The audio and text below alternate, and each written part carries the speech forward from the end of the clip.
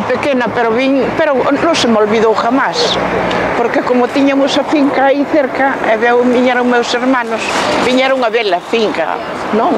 Entonces dixeron que había 2 homes mortos en Montouto, e dixen eu, e se hai 2 homes mortos en Montouto, sí, pero vámonos ver. Vádelos ver, sí, eu tamén. Dixo, ti non, que ti eres unha nena, non podes ver iso.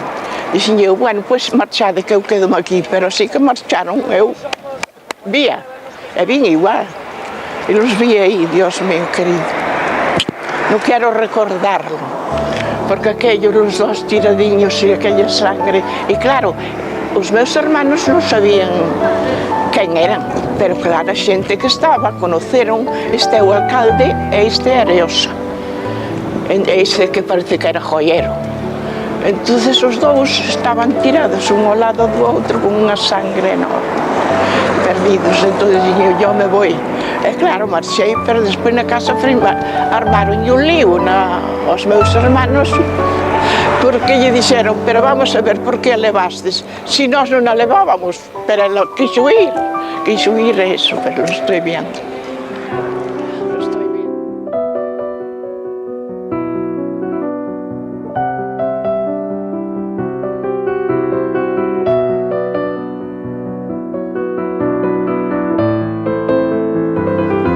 O 19 de agosto do ano 1936 apareceron neste lugar, apenas a 20 metros máis abaixo, 2 corpos tiroteados.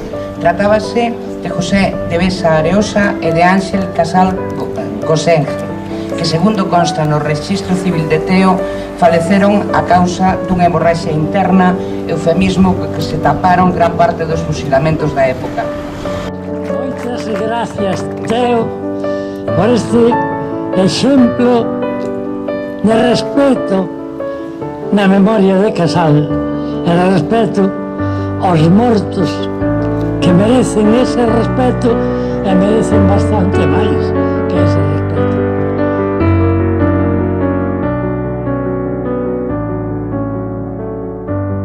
Pues que decía que as diferencias ideolóxicas non justifican un asesinato, e o primeiro que temos que lembrar é que aquí non houve mortos en combate, aquí houve asesinatos e asesinos.